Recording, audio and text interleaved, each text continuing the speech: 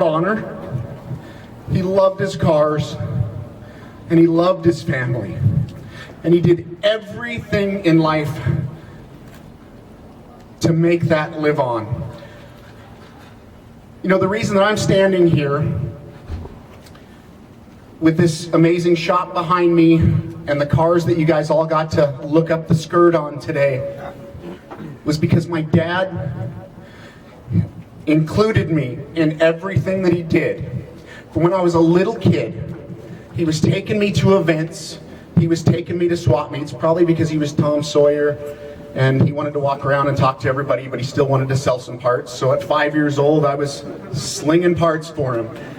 But the truth is, my dad loved me.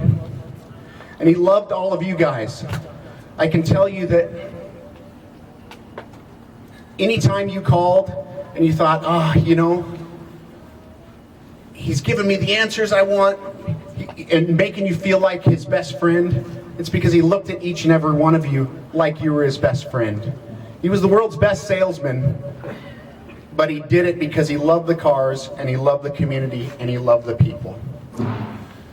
So a couple of things. He left a legacy that will live on in all of us. You know, as you look at these cars that are in front of me, he loved his hot rods. Why? Because his dad would take him in a old Roadster pickup or in a, you know, whatever he was driving, 37 Ford, and he would take him to the shop. And so my dad always loved his truck because it reminded him of his dad. Well, my dad and Papa and Don and Kenny all went to work for Porsche in 1961, 62, 63, which is why he loved his Porsches. But there's one car that I think really kind of brings it all together for my dad, and that's this little yellow Baja Bug. You know, my dad created a trend that has probably created 1 million cars out there. Everybody that I talk to always says, you know, a Baja Bug was my first car. I learned how to drive in a Beetle, but it was smacked, so my dad put a Baja Bug kit on it. Well, my dad built the first Baja Bug, we all know that, and then the car got wrecked.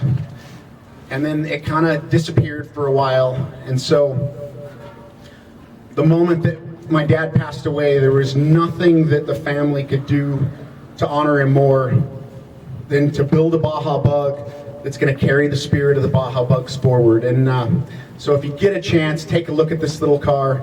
It was something that everyone in the family poured their heart and soul into. My uncle Don, that painted the Baja Bug in 1967, I rolled this little bug down to him after Drew had done all the metal work on it and said, Don, paint it. And Don said,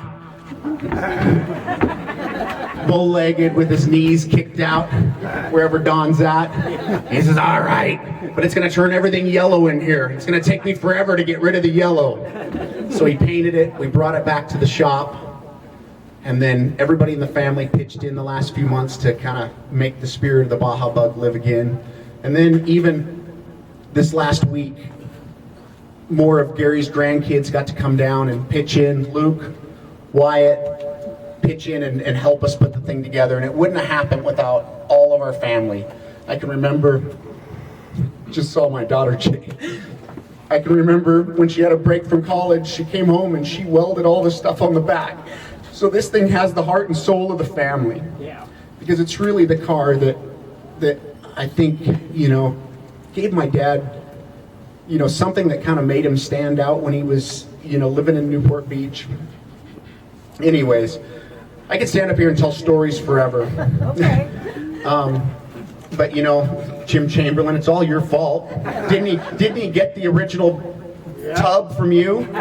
Yeah. I traded him for an 80 Suzuki, did he? Yeah. Well, that's because my dad loved to wheel and deal, and he loved to do anything he could to not have to pay for something. I think I still have about 15 of those debts that I'm paying off that he, you know, traded something to get something, and you'll always be there. That's right.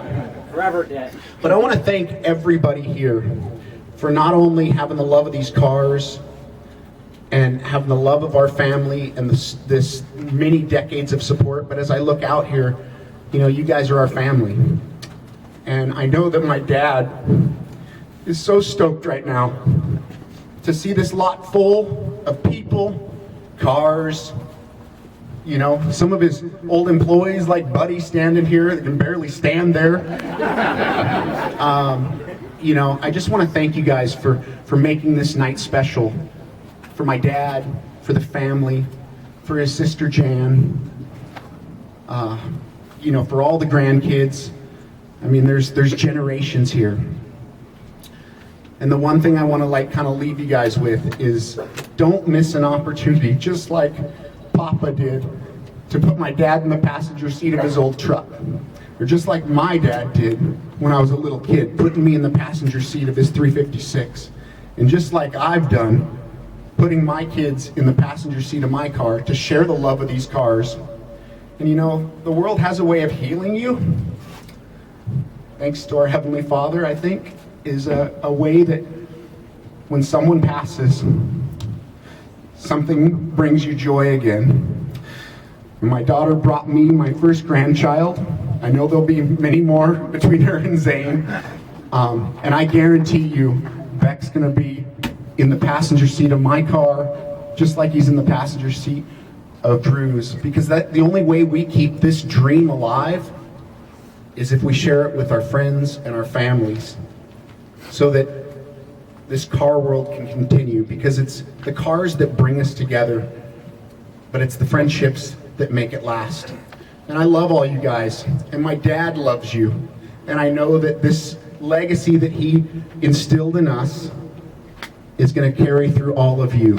So let's just enjoy, let's continue to just spread the love and joy of, you know, Gary Emory, these cars, and the spirit of what's going on.